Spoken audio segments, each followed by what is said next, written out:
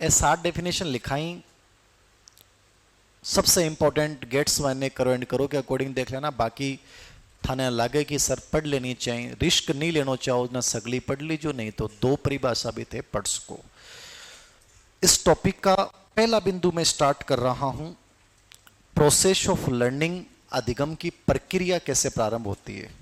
अर्थ और परिभाषा हम कंप्लीटली पढ़ चुके हैं। प्रोसेस ऑफ लर्निंग क्या है, प्रोसेस क्या है इसकी, कैसे स्टार्ट होता है, इंपॉर्टेंट है, हर चीज इंपॉर्टेंट है पूरे टॉपिक में। कोई भी चीज आपको याद कब होगी, आपने कभी चीज को नोट किया है क्या? आप किताबें सब पढ़ते हो लेकिन पूरी किताब याद नहीं होती, पूरा चैप्टर पढ़ा दिया जाता है, वो चैप्टर पूरा याद नहीं होता।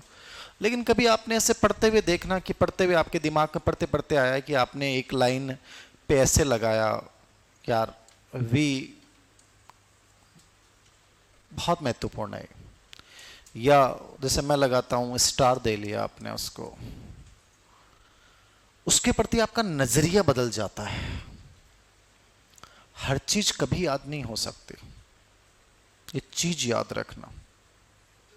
आपके दोस्त आपको कितनी सारी बातें बोलते हैं, बहुत सारी बातें बोलते हैं, आपके दोस्त कितनी सारी ड्रेसें पहन के आते हैं, कुछ याद नहीं होता। लेकिन जिस इंसान को आपने बहुत चाहा और वो इंसान ने आपको हां भर दी और पहली बार आप 7 जुलाई को मिले, तो आपको ये पता है कि 7 जुलाई को शाम को 6:13 और 34 सेकंड पे अपन दोनों मिले थे। तुम्हारी ड्रेस ये थी, पैरों में सैंडल थी, क्या थी ये था, और हम लोगों ने ऑर्डर ये किया था, और ऑर्डर करने के बाद हम 23 मिनट 22 सेकंड तक साथ रुके थे। सेकंड मुलाकात इस डेट को थी, थर्ड मुलाकात इस डेट को, इस टाइम थी। तीनों की उस लड़के को, महाजन को ड्रेस तक याद है, और उसको मैंने जोर जोर करके पढ़ाया भाई, साइकोलॉजी को मैंने गिलफोर्ड, ये स्किनर, ये मुझे कोने याद, कोने बोल को पता। ये होता है इमोशनली अटैचमेंट, जहां हो जाता है वो आपके लिए मोस्ट इंपॉर्टेंट है। जब कोई चीज के प्रति हमारा नजरिया ये बनता है कि ये मेरे लिए इंपॉर्टेंट है, पढ़ाई में भी ये चीजें बहुत काम करती हैं। आप नॉर्मल में पढ़ते जा रहे हो, किताब को यूं पढ़ते जा रहे हो, वो याद नहीं होने वाली। लेकिन जब मैं आपको ये पढ़ाते समय बताऊंगा ये चीज़ बहुत महत्वपूर्ण है, इसमें यहाँ से ऐसे प्रश्न आता है, ये चीज़ ऐसे है, तो फिर आपके एक एटीट्यूड डेवलप होता है और आपको लगता है कि सर हाँ सच में बहुत इंपॉर्टेंट है और ये मुझे याद होना चाहिए। तो मेमोरी ऐसे बढ़ती है। बाकी तुम नॉर्मल वे में तुम अंडरलाइन करते जाओ, वो चीज़ें याद नहीं रहेंगे। तो जब पढ़ो उसमें पता चलना चाहिए ये चीज़ बहुत महत्वपूर्ण है, यहाँ से प्रश्न आता है, वो आप 2 बार पढ़ लोगे तो एग्जाम हॉल में अपने आप याद आ जाएगा। ये नोट कर लेना, लिख लेना, इस चीज़ को सबसे अच्छा तरीका है। तो प्रक्रिया हम क्यों पढ़ रहे हैं, पहली चीज़ क्यों और कैसे, ये 2 प्रश्न हमेशा दिल और दिमाग में उठने चाहिए किसी भी चैप्टर को पढ़ रहे हैं। क्यों पढ़ रहे हैं, इसका रीजन ये है कि प्रक्रिया से प्रश्न आए हैं आज तक, और लगभग ये मान के चलो कि अब तक यदि अपन 24 के पेपरों का एनालिसिस करें तो 18+ प्रश्न अब तक अलग अलग एग्जाम में यहाँ से पूछ लिए। तो आपके दिमाग में पहली चीज़ तो क्लियर होगी कि यार प्रश्न तो यहाँ से पूछे जाते हैं, मतलब ये पढ़ के जाना है। अब यहाँ लापरवाही नहीं करोगे, 18+ प्रश्न आ गए। तो क्यों का जवाब आपको यहाँ पे मिल गया, कैसे का जवाब, कैसे का मतलब होता है कोई भी चीज को हमें पता चल गया कि यहाँ से PYQ आते हैं, इससे काम नहीं चलता। हमेशा कैसे पढ़ें कि कैसा भी प्रश्न आ जाए मेरा गलत नहीं होगा, मुझे पढ़ना कैसे इस बिंदु को, ये कैसे वाला प्रश्न का जवाब है। तो कैसे पढ़ें, तो प्रक्रिया पे जो प्रश्न आते हैं उसके 3 स्वरूप हैं। एक प्रश्न आता है अधिगम का प्रारंभ किससे होता है, एक प्रश्न आता है अधिगम के सोपानों को क्रमबद्ध कीजिए, सीक्वेंस में बताना है आपको कि ये सोपान इसका है कि नहीं है। तीसरा टाइप का प्रश्न आएगा कि अधिगम के सोपानों से कौन सा रिलेटेड नहीं है, संबंधित नहीं है। अब जैसे मेरे दिमाग में क्लियर है कि प्रक्रिया पे जितने भी प्रश्न आते हैं ना, वो 3 टाइप के प्रश्न आते हैं। अब आपको बहुत समझने में आसानी हो जाएगी कि सर ये टाइप का प्रश्न पूछा गो, या तो पूछा गो प्रारंभ किससे होता है, या पूछेगा कि सोपान, ये सबसे इंपॉर्टेंट प्रश्न है सीक्वेंस वाला, कि क्रमबद्ध करो इनको सोपानों को, पहला कौन सा आएगा, दूसरा कौन सा आएगा, तीसरा कौन सा आएगा, चौथा कौन सा आएगा। ये सबसे इंपॉर्टेंट प्रश्न है। और एक प्रश्न ये पूछता है कि लर्निंग की जो प्रक्रिया है उसमें रिलेवेंट कौन सा नहीं है। हमने 8 पढ़े, 3 पढ़े, कोई 2 बताता है, कोई 4 बताता है, कोई 8 बताता है, तो उनसे रिलेवेंट कौन सा नहीं है कि भाई ये अधिगम के सोपान में शामिल नहीं होता और बाकी चीजें अधिगम के सोपान में शामिल होती हैं, आपको पता चलनी चाहिए। तो मैं इसके अकॉर्डिंग आपको पढ़ा रहा हूं, ये तो मैं केवल आपको एक तरीका बता रहा हूं कि इस प्रकार से आपको हर चीज को पढ़ना है, कवर करना है। अब अपन पढ़ रहे हैं प्रक्रिया, प्रोसेस। प्रोसेस में देखो 3 आदमी आऊंगा, एक आओगो हिलगार्ड, ये 3 ही हैं, 3 के अलावा नहीं पढ़ने होते हैं। लेकिन 2018 तक मैंने कभी हिलगार्ड नहीं पढ़ाया। स्मिथ, इस पे आज तक कोई प्रश्न नहीं आया, लेकिन जिस दिन हिलगार्ड पे प्रश्न आया उस दिन मैं सोचने के लिए मजबूर हो गया कि कहीं से भी प्रश्न आ सकता है, इसलिए मैं आजकल क्लास में हर चीज लिखाने लग गया। बस ये बता दूंगा कि सबसे इंपॉर्टेंट क्या है। और तीसरा है थॉर्नडाइक, मोस्ट इंपॉर्टेंट है ये, इससे ज्यादा प्रश्न आते हैं। बट इनको भी देखने में कोई हर्ज नहीं होता है कि हम जब पढ़ ही रहे हैं तो पूरा नॉलेज होना चाहिए। हिलगार्ड पे आरपीएससी ग्रेड फर्स्ट में प्रश्न आने के बाद ये लग गया कि क्या पता स्मिथ पे भी प्रश्न पूछ सकता है कि स्मिथ ने अधिगम की प्रक्रिया के 3 तत्व बताएं, वो कौन से बताएं। और सबसे इंपॉर्टेंट मैंने बताया कि थॉर्नडाइक के अकॉर्डिंग। तीनों को अपन सीक्वेंस में पढ़ रहे हैं। पहला पढ़ रहे हैं हिलगार्ड। हिलगार्ड हेडलाइन डाल लो आप, अधिगम की प्रक्रिया हेडलाइन डाल ली आपने। प्रक्रिया के बाद पहला बिंदु क्या हेडलाइन डाली आपने, हिलगार्ड के अनुसार। अरे कुलदीप यार ये बोतल भिजवाना, खोल के ढक्कन।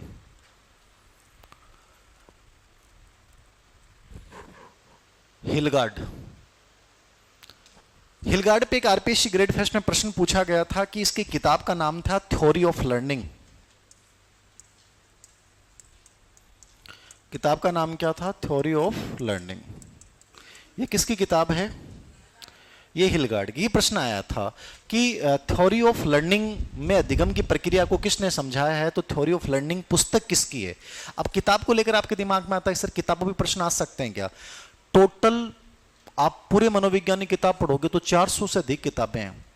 मैं निष्कर्ष रूप में लास्ट में वैसे हर चैप्टर के साथ बताता जाऊंगा। आपको 20 या 25 किताबों के नाम याद रखना है। कितनी किताबों को याद रखना है, 20 या 25। 99.99% चांस है कि उससे बाहर प्रश्न नहीं आएगा। 400 नहीं पढ़नी। 400 पढ़ने का मतलब है मूर्खता करनी कि यार अपन वो पढ़ें, जरूरी नहीं है वहां से प्रश्न आए, लेकिन हमें उस 99% पे जाना है। क्योंकि सिलेक्शन के लिए आपको कितने नंबर चाहिए, आप किसी पेपर में पास होने के लिए कितने नंबर चाहिए। आप लास्ट 60% पे भी सिलेक्ट हो सकते हैं, 70% पे 100% आपका सिलेक्शन हो जाएगा।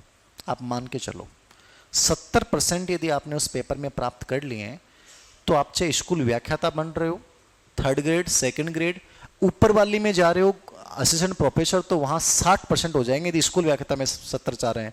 और आरएस में आप कर रहे हो तो आरएस में 50% पे हो जाएगा। जितनी बड़ी एग्जाम है उसमें उसका प्राप्तांक जो है उतना ही। खोल के ढक्कन खोल दो ना, ठीक है, थैंक यू। बस एक बहुत है।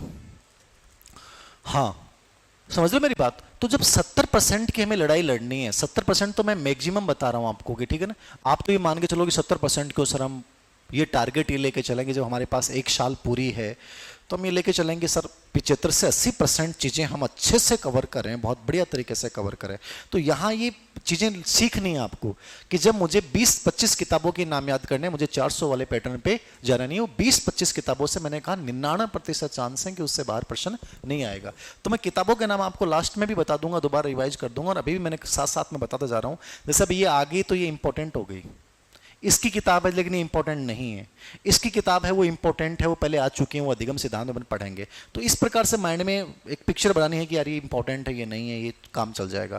थ्योरी ऑफ लर्निंग किताब किसकी है, हिलगार्ड की।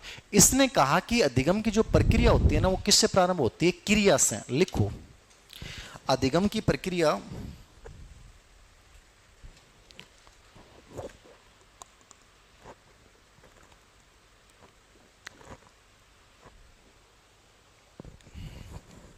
अधिगम की प्रक्रिया क्रिया से प्रारंभ होती है। क्रिया जानोगे, एक्शन। अधिगम की प्रक्रिया किससे प्रारंभ होती है, एक्शंस है। लाइफ में सबसे इंपॉर्टेंट यो एक्शन ही है। क्यों है? एक्शन हमेशा लेना चाहिए। एक्शन आपकी हर चीज को बजा जाता है। जितना जल्दी आपका एक्शन होगा परिणाम उतने जल्दी आते हैं। आप सोचते हो, जैसे मेरी लगी, मेरा एग्जांपल दे रहा हूं, लेटेस्ट नए एग्जांपल। तो मेरी लगी तो मेरा हाथ टिका, टिकने के बाद ये हाथ यूं हो गया ऐसा, ठीक है। अब लगने के बाद जिस हिल स्टेशन पे मैं था वहां पे हॉस्पिटल 50 किलोमीटर नीचे था और 1.5-2 घंटे लग गए, ठीक है। मैं थोड़ा दर्द का कच्चा आदमी हूँ, मुझे दर्द फील नहीं होता, मैं अगले को कह देता हूँ भाई 5 इंजेक्शन लगा दे, लेकिन मन फील नहीं होना चाहिए।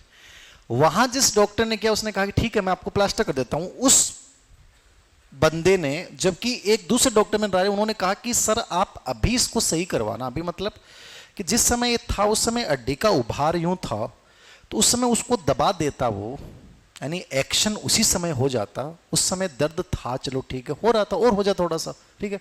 वो हड्डी उस समय दब जाती और तुरंत प्लास्टर बन जाता, तो मैं आज के दिन मेरा हाथ ये बहुत सही होता। समझ रहे हो? एक्शन में जितनी देरी होती है। अब उसने नॉर्मल एक कच्चा प्लास्टर बांध दिया, वो हड्डी जैसी थी ऊपर वैसी की वैसी थी। उससे 10 दिन बाद में मैंने यहां आके फिर उस हड्डी को बैठाया भी। अब दर्द कितना हुआ होगा आप सोच लो आप, ठीक है। चीज वही हुई, लेकिन वो 10 दिन की देरी ने मुझे कितना नुकसान किया, फिजिकली, मेंटली, आपके बैच को स्टार्ट करने में, और बहुत सारी प्रॉब्लम, गाड़ी ड्राइव नहीं कर सकता, और पता नहीं कितनी सारी प्रॉब्लम्स। यही सिलेक्शन की प्रोसेस है। आपको जिस समय जिस दिन जो एक्शन लेना है तुरंत लो। कभी भी ये वेट मत करना कि नहीं यार 5 दिन बाद में ले लेंगे ना यार, अपन राजस्थान जाएंगे तो वहां अच्छे हॉस्पिटल हैं, भाड़ में जाने दो। होना ये चाहिए था कि 20-25 मिनट की दूरी पे वहां एक अच्छा हॉस्पिटल और था जहां ऑर्थो का एक डॉक्टर होता, मुझे तुरंत लेना चाहिए था। मैंने 10 दिन खराब कर दिए सिर्फ एक एक्शन ना लेने के कारण। तुम सिर्फ एक अच्छी आदत ना बना पाने के कारण, कि बना लेंगे ना सर, कर लेंगे ना सर, अभी तो टाइम है ना, विज्ञापन कहां आया है सर, इस वजह से तुम जिंदगी का सबसे बेस्ट अवसर खो दे देते हो। सीखने में और लाइफ में आगे बढ़ने में यदि सबसे इंपॉर्टेंट कोई वर्ड है वो है, जो करना है ना वो तुरंत कर डालो। हमेशा याद रखना, उलझ के मत रहना, दुविधा में मत रहना, कॉन्फ्लिक्ट मत रहना, ठीक है। कोई लड़की थाने पसंद आई तो थे सोच रहे हो बस कशूं कह दे, अगले दिन पट दे। बा बोली ना, टेंशन मिट गई, तनाव खत्म, किताब उठा बेटा और ई लाइक बन कि कोई मना नहीं करने की हिम्मत रखे, खत्म, टेंशन मिट गई। तो सोच रहे हो, अभी तो प्लानिंग कर रहे हो, अभी तो प्रभावित कर रहे हो, अपनी जिंदगी का क्वालिटी वाला टाइम तुम दे दोगे किसी को, नहीं करना। सोच लिया वो क्या करो तुरंत। लाइफ का फंडा अपना लो इसको, एक्शन को लिख लो। एक्शन लिख लिया, क्रिया। Next, Smith. स्मिथ की किताब का नाम है साइकोलॉजी इन टीचिंग। मैंने कहा इंपॉर्टेंट नहीं है, छोड़ देना चाहिए आप, है ना। साइकोलॉजी इन टीचिंग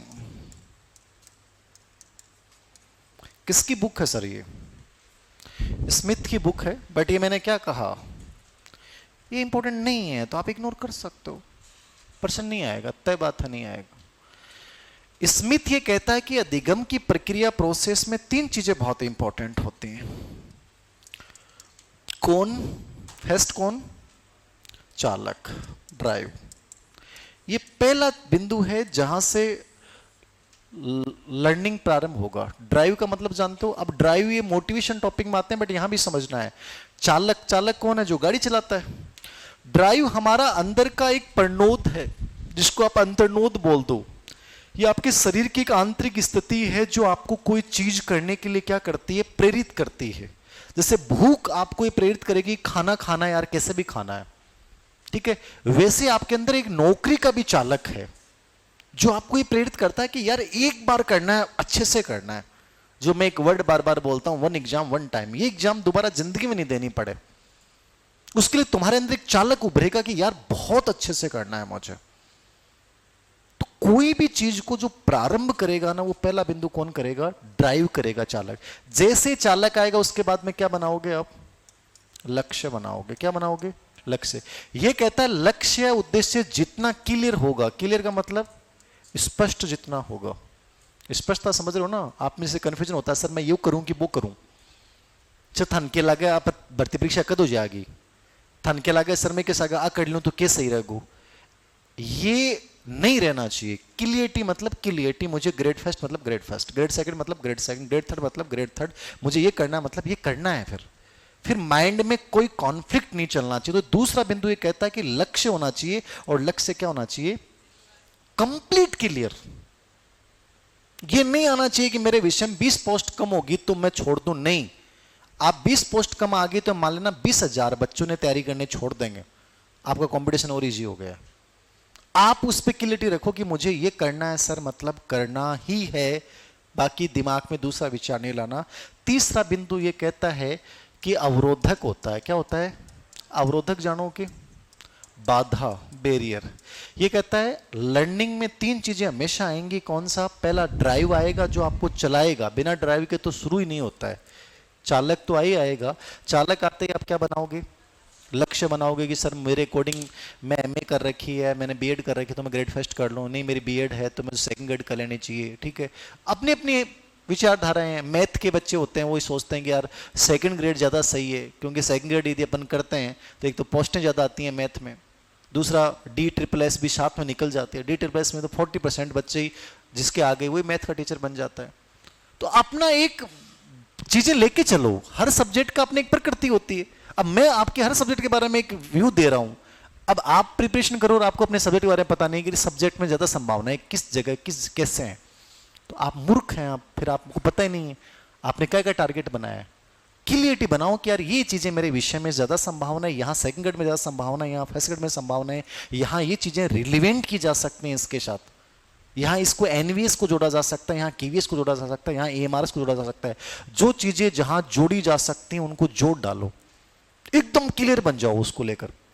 फिर वहां कोई दुविधा कॉन्फ्लिक्ट मन में आना नहीं चाहिए। फिर ये कहता है कि बाधा आएगी। देखो बड़ी प्रॉब्लम, ये कभी नहीं हो सकता कि आपने कोई चीज तय कर ली और कोई प्रॉब्लम नहीं है, 100% आएगी। मेरे से एक विचार लेके गए और आपने बनाया कि सर मैं तो सेकंड ग्रेड की प्रिपरेशन कर सूं, पहला थर्ड ग्रेड ही कर रहे हो, जैसे ही करोगे दूसरा आपका बच्चा या कोई घर वाले कर देंगे कुछ नहीं होना बेटा, थर्ड ग्रेड का मायने लड़कियां देख 50% आरक्षण दे दियो, थर्ड तो आराम हो जागू। अब मेरे से विचार लेके गई सेकंड ग्रेड की, पापा ने फोन किया नहीं नहीं थर्ड ग्रेड ही करनी है, लड़कियों को तो संग को थर्ड ग्रेड में यही हो जैसी अब की बार 50% होगू। अरे की फर्क पड़ा है इस चीज से, लेकिन वो बाधा प्रॉब्लम क्रिएट हो गई। कभी और प्रॉब्लम आ जाएगी, कभी आपका फिजिकली रूप से आप परेशान हो जाओगे, कभी और दिमाग में और चीजें आ जाएंगी। तो ये निश्चित है कि लाइफ में ये चीजें साथ साथ चलेंगी। ऐसा कभी नहीं हो सकता कि आपकी लाइफ में कोई प्रॉब्लम आए ही नहीं। बाधाएं 100% आएंगी, पढ़ते समय भी आएंगी, नौकरी करते समय भी आएंगी, घूमते समय भी आएंगी, हर चीज करते समय आएंगी। तो 3 चीजें इसने बताई हैं, इनको याद रखना। राजस्थान में कोई प्रश्न नहीं आया है, यूपी टेट में यहां से प्रश्न आया हुआ है कि स्मिथ ने कौन सा कारक नहीं बताया, तो नाम लिख लो आप। चालक स्मिथ ने अपनी पुस्तक साइकोलॉजी इन टीचिंग में, स्मिथ ने अपनी पुस्तक साइकोलॉजी इन टीचिंग में 3 तत्व बताए: चालक, ड्राइव, लक्ष्य, अवरोधक या बाधा। अब परीक्षा के लिहाज से थान 3 ही बात याद रखनी, लेकिन व्यवहारिक नॉलेज थान में जो दियो बड़ो काम को है। लक्ष्य जो भी बनाओगे वो क्लियरिटी बनाओगे, उसमें कोई डाउट नहीं करना कभी भी। और जो डाउट है ना उनको लिख लो पहले कागज पे कि मैंने सर इन और बात पे संदेह, मनी बात पे संदेह, उन संदेह को दूर करो, फिर आगे बढ़ना। यदि तुम एक संदेह के साथ आगे बढ़ गए तो अर्जुन वाली स्थिति हो जाएगी कि धनुष उठा ही नहीं पाओगे, हाथ कांपने लग जाएंगे। तो इसलिए डाउट के साथ, संदेह के साथ कभी भी युद्ध के मैदान में उतरना नहीं चाहिए। डाउट रहित होके उतरना कि सर अब मेरे लिए सबसे बेस्ट ऑप्शन है और मुझे इसमें 100% देना है। नहीं तो तुम कठे कोचिंग कर लीजिए, तो दिन में 2 डाउट थारा लक्ष्य के साथ गए, थारा सब्जेक्ट के साथ गए, कोई मतलब नहीं है, सिलेक्शन नहीं होगा। अवरोधक बाधाएं ये सीखने का भाग होती हैं, इनसे कभी डरना नहीं चाहिए। हो गया स्मिथ। अब सबसे इंपॉर्टेंट है थॉर्नडाइक। सबसे इंपॉर्टेंट कौन है? थॉर्नडाइक। थॉर्नडाइक क्या कहता है भाई? इसने अधिगम के 8 सोपान बताए। ये सबसे इंपॉर्टेंट, सबसे अधिक पर्सन इस पे आए हैं। इसकी किताबें मैं जब अधिगम का सिद्धांत पढ़ाऊंगा, क्योंकि अभी तो अपने शुरुआत की है अपने सिलेबस की, तो ये तो बेसिक चीजें चल रही हैं, एकदम बहुत बेसिक चीजें पढ़ा रहा हूं आपको। सिद्धांत जब मैं स्टार्ट करूंगा अगले वीक में, तो वहां इनका दोबारा वर्णन आएगा सबका सबका, डिटेल में अपन पढ़ेंगे थॉर्नडाइक है कौन वास्तव में, उसका क्या योगदान है पूरा का पूरा। तो पूरा थॉर्नडाइक आपके सामने एकदम क्लियर कर दूंगा कि ये चीजें से पढ़, तो वहां बुक चर्चा करूंगा, यहां केवल मैं सोपान पढ़ा रहा हूं। ये कहता है अधिगम में 8 सोपान होते हैं सर। कितने सोपान होते हैं? 8 सोपान होते हैं। एक एक सोपान को समझना मैं बता दूंगा, कैसे प्रश्न आते हैं और कैसे करने हैं, आपको क्या समझना है। पहला सोपान हमेशा जो होता है वो होता है आवश्यकता। क्या होता है? आवश्यकता। जिंदगी में बिना आवश्यकता के आदमी कुछ ही कौन करे। सबसे बड़ी जो चीज है लाइफ में, थान आगे बढ़ाना वाली बात यह है आवश्यकता। जितनी बड़ी आवश्यकता है आपके एक्शन उतने ही बड़े होते हैं। समझ गए आप? अंदर से आपके अंदर कितनी आवाज आ रही कि सर मेरे लिए नौकरी लगना मस्ट है।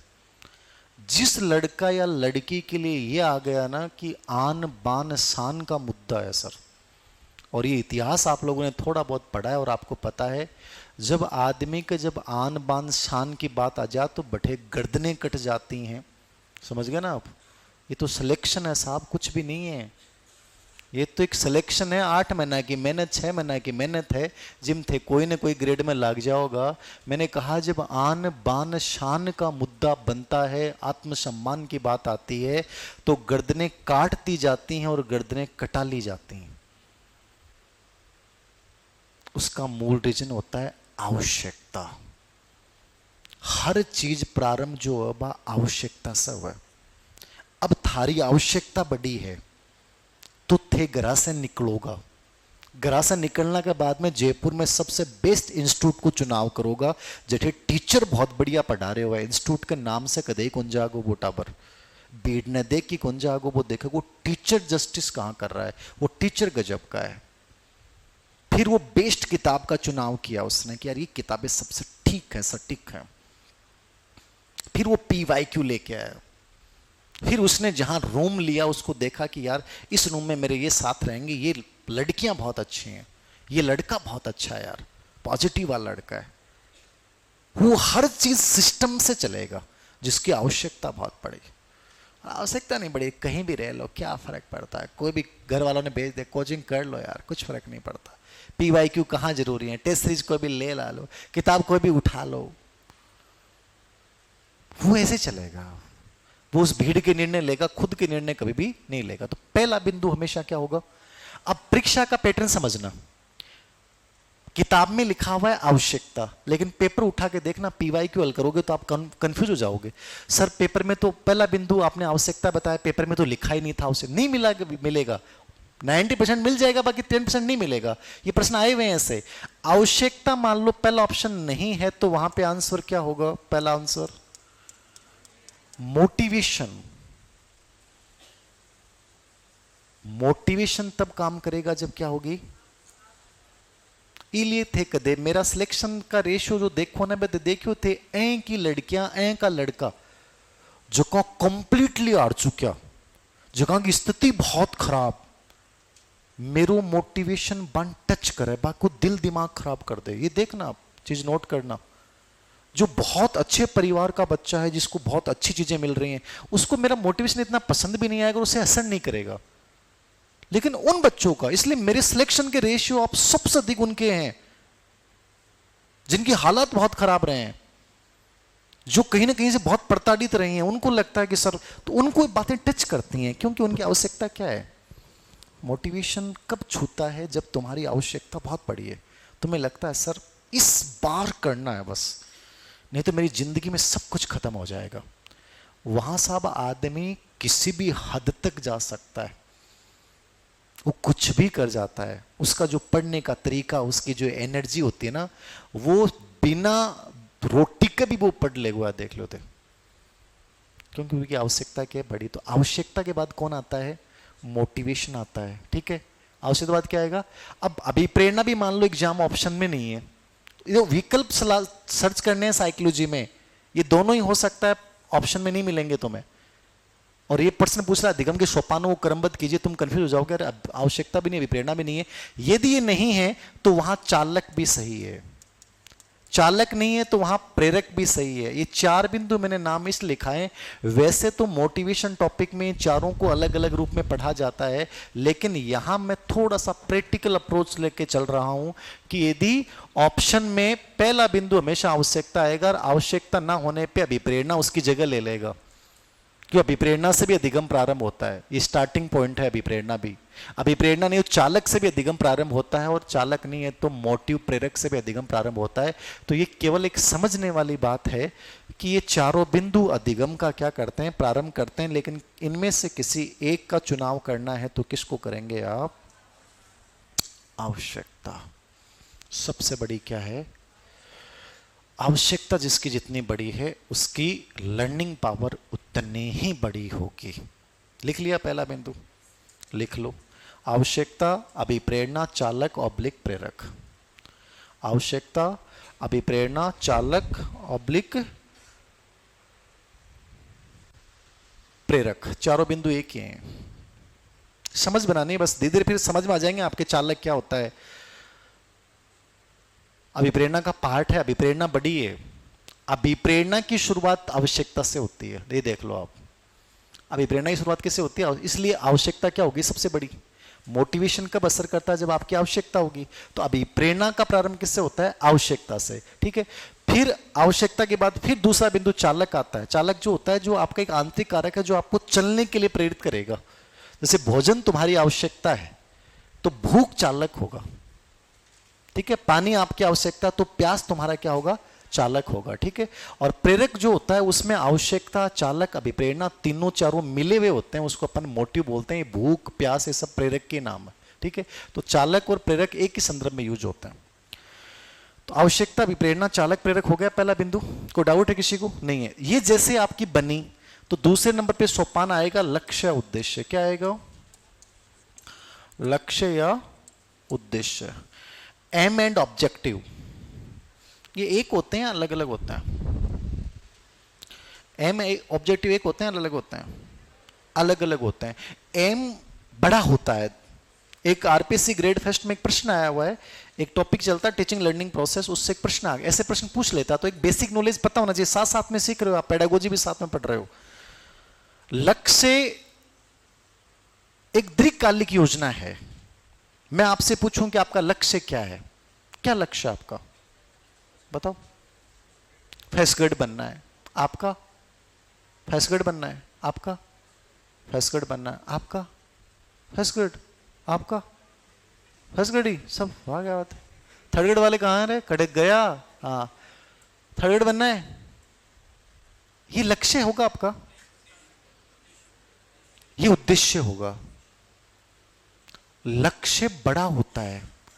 जैसे मैंने आपसे पूछा लक्ष्य क्या है, तो लक्ष्य में तुम्हारा जवाब आना चाहिए था कि सर सब्जेक्ट कौन सा है तुम्हारा? सब्जेक्ट कौन सा है? ज्योग्राफी। हाँ, जैसे ज्योग्राफी है, किसी का हिंदी है, जिसका, तो आपको आना चाहिए कि सर ज्योग्राफी में टॉप 10 में आऊंगा। और जब तुम बोलते ना, तुम्हारी बॉडी वाइब्रेट होती। समझ रहे आप? क्लियरिटी होती है गजब वाली, मजा आ जाना चाहिए। मतलब आसपास वाले को टेंशन हो जानी चाहिए, हिल जाने चाहिए, उनके 2-3 दिन की नींद खराब हो जानी चाहिए। ज्योग्राफी के जितने बच्चे थे ना, उनका दिमाग खराब हो जाए। टॉप 10 वालों भी बैठे उठे, जो तो भाई मैं तो काम का डरना आया, हमारे तो कहीं नाखो लाग जाए तो ही ठीक है, 10 टन तो मान दो, कौन से 10 टन, टेंशन हो जानी चाहिए। तो sir first grade, first grade, यहाँ तक आते थे, बनना तो है सर। समझ रहे हो?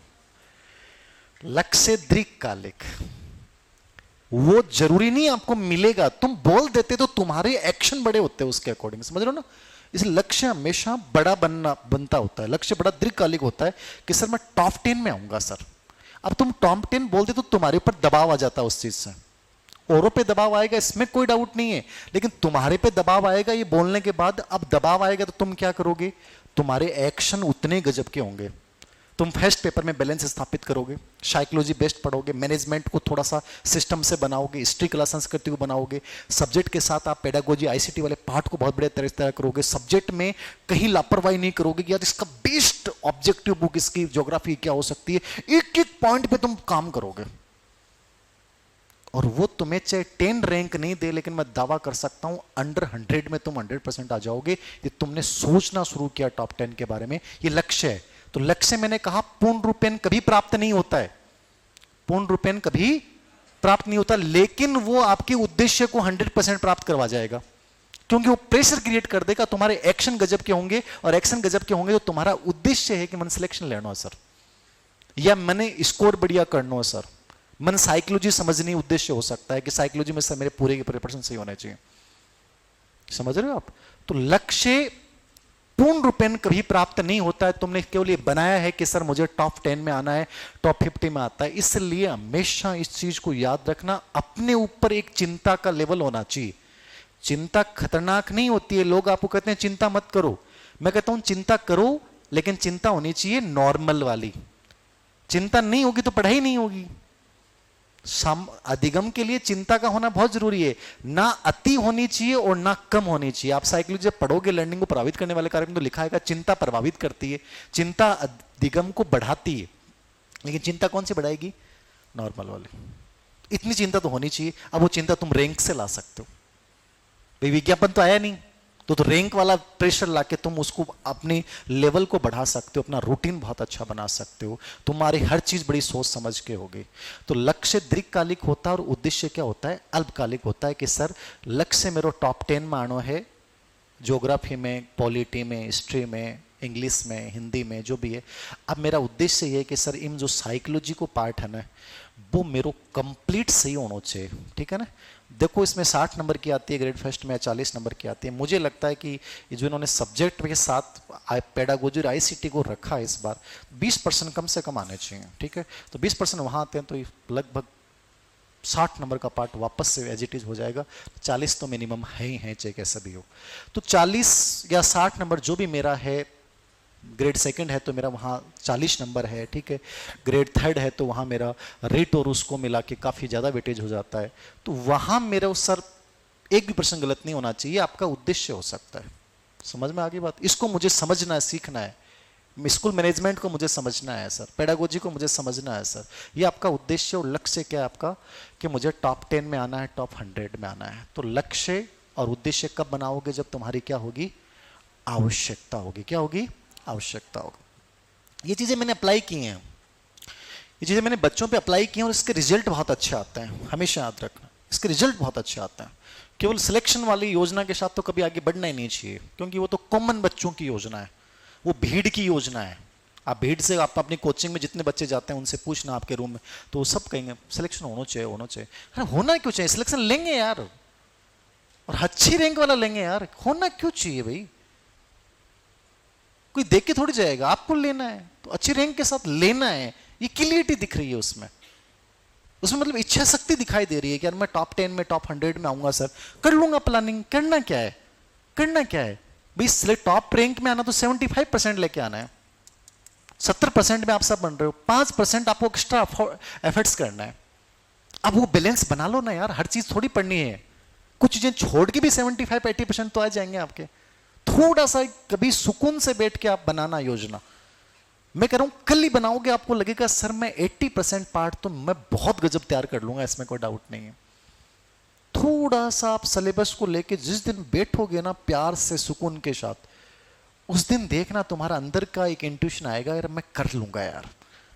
अभी तुमने सिलेबस का एनालिसिस किया ही नहीं है, प्रॉब्लम ये है। इसलिए तुम्हारे अंदर कॉन्फिडेंस ये आएगा ही नहीं है, BP 75-80% वाला। अभी तुम उसी देश में हो, करछा सर देखो मारे किस्मत में लिखियो सी तो देखो सर हो ही जासी, नहीं लिखियो सी तो सर कत्तो ही कर लो चाहे कोनी हुए। मारे पड़ोस में ही मारी एक चाची बाप जयपुर में 8 साल रही गुरुजी, लेकिन बा बेचारी अब तक यहीं रहेगी। अरे बा 8 साल रही जयपुर ही घूमियो, बा पड्डी आती कौन ढंग से। जिस दिन बाद ढंग से प्लानिंग बना के चलती ना, मैं कह रहा हूँ 100% एक साल में आउटकम्स नहीं है, मुझे बताना आप। एक साल में आप 100% उस चीज को प्राप्त कर लोगे। थोड़ा सा डेडिकेशन, प्लानिंग, एकदम टू द पॉइंट चलो आप। ऐसा हो ही नहीं सकता। बस दिमाग में दाण वाली कि 8 साल पढ़ी ना भी कोई को नहीं होना, हाँ पहली बार आया ना आपने तो मुश्किल है। 8 साल में उसका आनंद लिया हुआ जयपुर का, कोई जरूरी थोड़ी है। बिकॉज समझ में को नहीं आऊँ बेचारी के, आधा के समझ को नहीं, 4 साल जयपुर में है टाबा मिला। अरे क्या पढ़ो सर, मैं तो कोचिंग वाला पढ़ाया, मैं पढ़ लियो, बस सिलेबस तक बच्चों को पता नहीं होता है। समझना पड़ेगा चीजें कि मुझे वास्तव में वहां तक पहुंचना कैसे। लक्ष्य उद्देश्य हो गया। तीसरे नंबर पे आएगा बाधा व तत्परता। बाधा जानो ना, बैरियर। तत्परता मतलब रेडीनेस। तत्परता क्या होती है? रेडीनेस होती है। आपने एम बनाया, फिर ऑब्जेक्टिव बनाए, एम ऑब्जेक्टिव के बाद आपके सामने बैरियर आए, बैरियर के बाद में रेडी। दोनों बिंदु साथ में लिखा रहा हूं मैं आपको, दोनों साथ में आएंगे। बाधा तो समझ ही गए आप, ये बैरियर आएगा आपके सामने।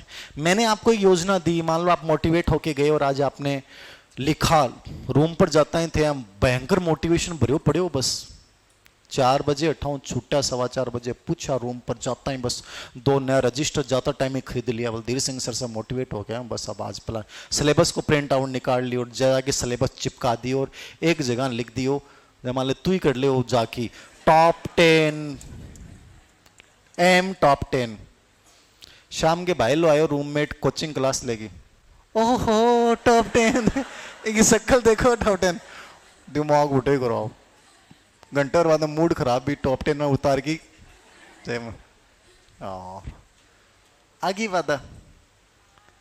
मेरे से मोटिवेशन लेके गए, पूरी ऊर्जा के साथ गए, और एक नमूने ने जो खुद तनाव में था, वो के टेंशन होगी मैं टॉप 10 ही जा अपने सिलेक्शन की कौन सोच रहे हो, टॉप 10 ठीक है, वो फटवा की छोड़ा गोविंद देख लीजिए, आले दिमाग खराब।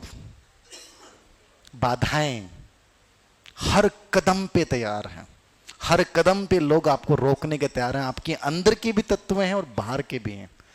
अब बाधा आपके सामने आई तो बाधा को रोकने के लिए क्या करोगे आप? तत्परता, रेडीनेस आएगा।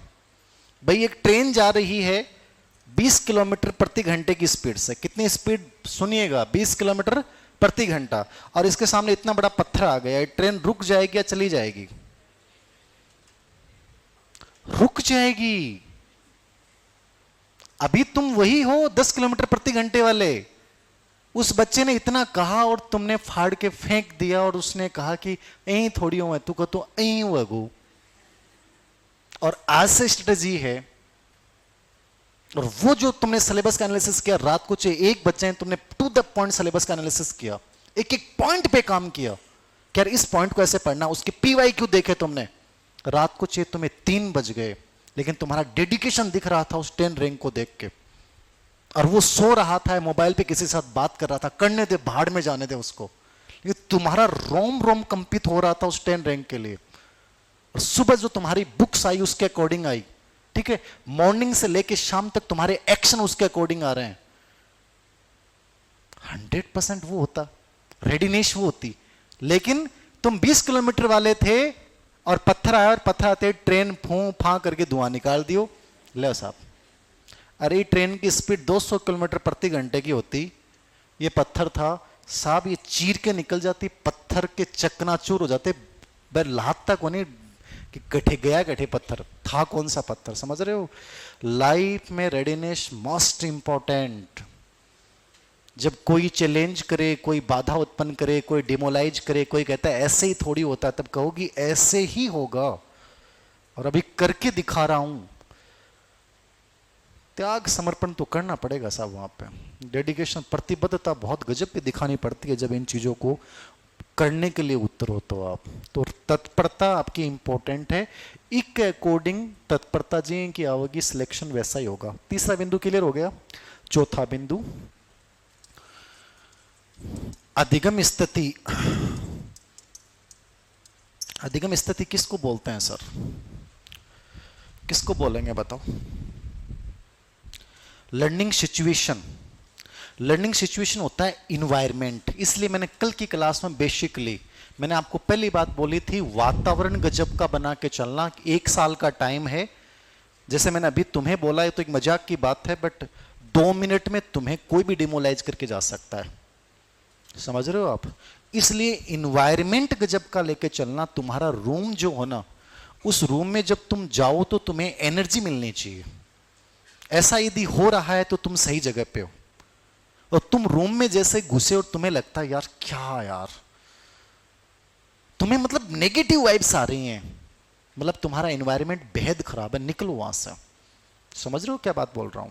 मतलब जिस रूम में तुम रह रहे हो, सबसे अधिक समय बिता रहे हो, वहां तुम्हारे अंदर एनर्जी आनी चाहिए, पॉजिटिविटी आनी चाहिए। ये लर्निंग सिचुएशन है, यानी वातावरण का होना जरूरी है। ये रेडीनेस तुम्हारी गजब की हो गई और तुम्हें एनवायरनमेंट नहीं मिला तो क्या होगा?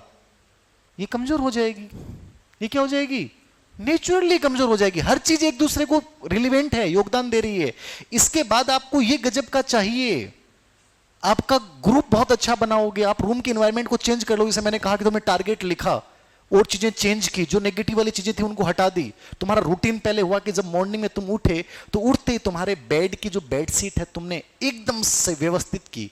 पहली दिनचर्या तुम्हें ये अपनानी है, वो तुम्हें मोटिवेट करेगी। यार मेरा पहला काम था उठते ही बिस्तर सबसे पहले सही होना चाहिए, और तुमने उस संस्कार को अपने व्यवहार में बना लिया, तो वहां से मोटिवेशन आएगा। एक टारगेट पूरा। दूसरा तुमने टारगेट दिया कि ये चीज मुझे अभी 1 घंटे के भीतर करनी है, वो पूरा। 5 मिनट मुझे मेडिटेशन करना है, विजुअलाइजेशन करना, प्रार्थना करनी है, तुमने की, मोटिवेशन आ रहा है बार बार। मतलब इन्वायरमेंट तुम अच्छा बनाते जा रहे हो। और एक ये कि तुम्हारे रेडीनेस तो आ गई, तुम्हें करना है, मुझे दौड़ना है, लेकिन तुम्हें इन्वायरमेंट नेगेटिव मिलता जा रहा है। रूम तुम्हारा अजीब सा है, तुम्हारा दोस्त पड़ा रहता है, पूरे दिन मोबाइल पे बातें करता है। अब तुम चाह के भी वहां अपनी ताकत दिखा नहीं पाओगे, नेगेटिविटी वहां से आ रही है। तो चीजें तुम्हें ऐसी बनानी पड़ेंगी। इसलिए मैं क्लास में कई बार आप लोगों को दिखाता भी हूं, कहता भी हूं कि मैं हमेशा एक ताकत को अपने साथ रखता हूं, और वो ये है। ये क्यों रखता हूं? ये मेरे फोन में हर जगह यही रहती है। मैं रात को 2 बजे मान लो कि मेरा मन किया कि टाइम क्या हो गया, और टाइम होते मैंने इनको देखा। इनको देखते क्या हुआ, एक पॉजिटिव वाइब आई। क्या क्या व्यक्तित्व था यार। तो लाइफ में हमेशा ऐसी चीज कोई ना कोई आपके दिल दिमाग में, आपके रूम में, आपके सपनों में ऐसी चीज होनी चाहिए जो आपको हर टाइम क्या करे, प्रेरित करे। वो रखनी पड़ेगी। आप ये सोचते हैं कि धीर सिंह सर मोटिवेट कर देंगे, नहीं कर पाएंगे हर टाइम। कोई चीज आपको अपने रूम में, अपने बगल में हर समय अपने साथ रखनी पड़ेगी, बहुत जरूरी है। मैं एक रियल एग्जांपल देता हूं। एक पॉलिटिकल साइंस में एक बच्चा था। वो बच्चा 2011 से झुंझुनू में, मैंने 2011 से लेकर 2018 तक, मैं जयपुर में 18 में आया, तो वो मेरे हर बैच में, मतलब हर बैच मतलब थर्ड ग्रेड में बैच में पढ़ा लिया। मैं जिस कोचिंग में पढ़ाने जाऊँ उस कोचिंग में पढ़ने के लिए आ जाए। सर मैं फीस कौन दूँ, मैं बहुत गरीब हूँ, ठीक है। हाथ में चप्पल, साइकिल लिया हंडे, गाँव से तो साइकिल पे पैदल साइकिल चला के, और चप्पल भी की चेहरे की स्थिति देख के था 100% कैसे था रहा है। एक भी बच्चों यहाँ कहते कि सर वो बंस के, कौन बंस के, वो दरिद्रता उसके चेहरे पे दिखती थी। वो हर बैच में धीर सिंह सर मैं पढ़ूंगा था कौन, मैं फीस कौन दूँ, कोचिंग आऊँ लड़तो रहता। और वो हर बैच में, मैं बिन यार क्या है। वो हर बैच के बाद मन करता गुरुजी वो जादू दो था लो कोई कि मैं भी लाग जावा, कोई दो ना, कोई जुगाड़ बैठाओ ना, कोई पेपर वालों जुगाड़ी बैठा दो गुरुजी, थे तो बड़ा आदमी होते तो कर इसको। हर क्लास के मड़ो बाद में दिमाग खराब कर दे मेरा मस्त यार को आप तो गए भैया तो भयंकर। 17 का 18 की ग्रेड फेस्ट आपका विज्ञापन आया, 17 में आया। वो मैंने पर्सनल बैच स्टार्ट किया, वो आगो आल तो डोल तो और लाते हैं मड़ो। मैं बैठे 12 जाके केनू पानी को गिलास भर के बोले सर पानी पियो। मुझे मैं पानी मांगू के मैं पिला रहा हूँ था ना, मुझे तू पिला तो देशी मंजी साहब बोला लेर पड़ रहे। मुझे डेली पानी को गिलास लावा, बस वो उसका था। बोले सर मैं थक चुके हो, मन लाग होना बस अब बहुत होगी। मुझे एक काम करे, मैंने ऐसे कहा एक काम करे हाथ के ऊपर लिख ले कि मैं इस बार पॉलिटिकल साइंस में स्कूल व्याख्याता बनूंगा। उसने उस हाथ पे उसको लिखा, और मुझे डेली आवा क्लास में लेना हो तो मैंने हाथ दिखा तेरी गाल। पहला बंदा था मैंने पॉलिटिकल साइंस में, सिर्फ एक क्लास के नोट्स, कोई विशेष नोट्स नहीं थे, कोई बहुत साधारण से नोट्स, साइकोलॉजी में, जीके में मैंने जो चीजें बताई, उस बच्चे ने उसके अलावा एक भी चीज नहीं पढ़ी, उसके मारे रट्टे, लेकिन उस लाइन को डेली लिखता था। देखो साइकोलॉजिकल इफेक्ट्स क्या होता है, देखो आप, इन्वायरमेंट क्या होता है, वो लाइन उसको प्रेरित कर रही है, ठीक है। और वो बहुत अच्छी रैंक के साथ सिलेक्शन हुआ। मेरे लिए वो सबसे बड़ा सरप्राइज था, आज तक के सबसे बड़ा मेरे लिए सरप्राइज था उसका सिलेक्शन होना। उसकी आर्थिक स्थिति इतनी खराब, पूछो मत। अब वो लग गया बेचारा एजुकेशन मोड में, वो लागता ही मोड़ो पोस्टिंग मिली भी नठिन बेलवाड़ा साइड, वो पहले दूसरे दिन मैसेज कर दियो, सर लाग तो गो, अब छोरी थे देखोगा मेरे लिए। तो भाई कौन पार पड़ा, वो देवता मेरी तो हिम्मत हाथ को नहीं भाई तेरे लिए, मेरी लेट छोड़ दे, तू लागू है अब तो घर का कह दे, कोई ना कोई तो देख की जाग होता ना, अब तो कोई ना कोई हिम्मत करी सी। तो लाइफ में कई बार ये होता है कि आपके पास एक छोटी सी लाइन, एक शब्द भी होता ना, वो भी आपको बहुत मोटिवेट कर देता। तो ये लर्निंग सिचुएशन। 5 नंबर पे अधिगम स्थिति के बाद 5वां बिंदु, अनुक्रिया। अनुक्रिया जानते हो क्या होती है? हाँ, मतलब वो वातावरण आपको मिला, जैसा भी वातावरण मिला आपको, जो वातावरण आपने बनाया, अब उसके अकॉर्डिंग तुम जो व्यवहार करोगे वो आर है, रिस्पॉन्स है। वो क्या है? रिस्पॉन्स है। मतलब उस वातावरण के अकॉर्डिंग यदि खराब मिल रहा है तो तुम उसको बेहतर बनाने का प्रयास करोगे, और तू खराब वातावरण में तुम बेहतर रिस्पॉन्स देने का प्रयास करोगे। तो तुम जो व्यवहार कर रहे हो ना, जो भी आप व्यवहार करते हो, मैंने तुम्हें पूछा, इसने बोला, तुमने गर्दन हिलाई, जो भी चीज तुम कर रहे हो सब आपकी क्या है? अनुक्रिया है। वो क्या है? अनुक्रिया। तो व्यवहार का सबसे सूक्ष्म रूप जो होता है उसको अपन क्या बोलते हैं? अनुक्रिया।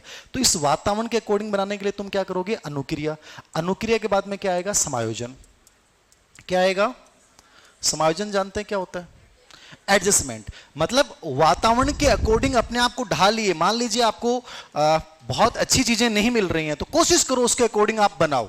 खराब परिस्थितियां सबको मिलेंगी, ऐसा कोई नहीं हो सकता जो खराब परिस्थितियां नहीं मिले आपको। मेरे एग्जाम्पल तो सबको पता है, मैं कौन से बैच में बता भी रहा था। ये त्रिवेणी चौराहे से गवर्नमेंट स्कूल है, लेफ्ट साइड में, पुलिया से जस्ट पहले। आप लोगों तो अभी तो इस एरिया को अलग रूप से देख रहे हो। 2007-8 की बात है, जब मैं जयपुर था, तो यूनिवर्सिटी से निकलने के बाद मेरे पास रहने के लिए कोई जगह नहीं थी, तो मेरा एक साथी था, तो उसने कहा कि यार तुम रात को मेरे पास रुक जाया कर। तो मेरे पास पैसे थे नहीं उस समय रहने के लिए, तो मुझे लगा था कि यार गवर्नमेंट जॉब कैसे भी लगे, हालत खराब हो जाएगी। दिन में कैसे पढ़ें? तो मैं 2-3 महीने उस बच्चे के उसके पास रहा था। तो दिन में रुकने के लिए उसने कहा यार दिन में तू कहीं भी जा, दिन में यहाँ जगह नहीं रहती कोई, उनके फैमिली वगैरह, रात को तू आके सो जाया कर, तेरे को मैं इतना तेरे लिए कर सकता हूँ। तो ये गवर्नमेंट स्कूल है, और ये मई जून की मुझे एज इट इज ऐसी बातें याद, एकदम याद है। अभी तो वहां पौधे बड़े हो गए होंगे, शीशम के पौधे थे छोटे छोटे, ठीक है। मैं उसकी दीवार लांघता था, मई जून की छुट्टियां थी गर्मियों की, ठीक है, और मैं उस शीशम के नीचे बिना कोई चीज बिठाए और मैं किताब लेके पढ़ता रहता था। उस समय ट्रैफिक बहुत कम था, ये पूरा एरिया निर्जन सा था। ये अभी तो आप देख रहे हो ऊंची ऊंची बिल्डिंग, ऐसा कुछ नहीं था, बहुत कम साधन आते थे। वो पूरा टोंक फाटक वाला वो एरिया डेवलप ज्यादा था, कोचिंग पूरी उधर थी। तो मुझे याद है कि मुझे कभी गर्मी नहीं लगी, समझ रहे हो। जैसी स्थिति मुझे मिली कि रात को उसके पास जाके सोना है, कोई नहीं, अपने को सोने की जगह मिल रही है, दिन में अपने को जहां जैसा माहौल मिल रहा है एडजस्ट कर यार, पढ़ने का मौका मिल रहा है, जयपुर में रह रहे हैं, ये बड़ी बात है। मैं पूरी दोपहर में उस पेड़ के नीचे बैठ कर उस स्कूल में पढ़ लेता था। ये एडजस्टमेंट जीवन का हिस्सा है, इस चीज को याद रखो, मजा आता है। अब जब मैं याद करता हूं तो मुझे बहुत अच्छा फील आता है, और अब मैं बताता हूं तो भी आपको भी अच्छा लगेगा यार, ठीक है। और मैं कुछ नहीं करता, वो एडजस्टमेंट नहीं करता, तो मैं चाहे कितना ही बता देता कोई फर्क नहीं पड़ता यार। वो कहानियां ही नहीं, उनको विश्वास से नहीं करता उन चीजों पर। तो समायोजन बहुत जरूरी है। जैसी जो चीजें आपको मिल रही हैं, शिकायतें कभी मत करो, क्योंकि शिकायतों से कोई नहीं। मैं किसी को कहता, पापा को कहता, सबको कहता, कहां से उपलब्ध करवाते, नहीं थे हालात ऐसे। तो जहां जो मिल रहा था अपना बेस्ट दो, ये समायोजन है। और समायोजन के बाद में आता है व्यवहार में परिवर्तन। क्या आता है? व्यवहार में परिवर्तन क्या होता है सर?